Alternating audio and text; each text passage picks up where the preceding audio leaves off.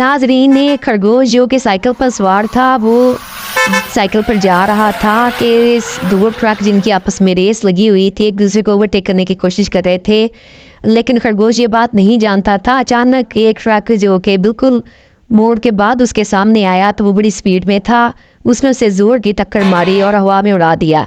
इसी इस्लाम में एक बिल्ली भी साइकिल पर सवार जा रही थी, उसने ये सारा मंजर देखा और वो भागती हुई हादसे वाली जगह पर पहुंची तो उसने खरगोश को गिरे हुए पाया और उसकी साइकिल को एक साइड पर देखा। वो भागती हुई गई और उसने खरगोश को उठाया और एक ट्रॉली में डालकर अपने घर ले आई। घर लाकर वो उसने उसकी मरहम पट्टी की और उसको दवाइयां दी, फिर उसको खाने के लिए गाजरें दी। यूं वो जंगल से गाजरें तोड़ के लाती और खरगोश को खिलाती और खरगोश काफी सेहतमंद हो गया।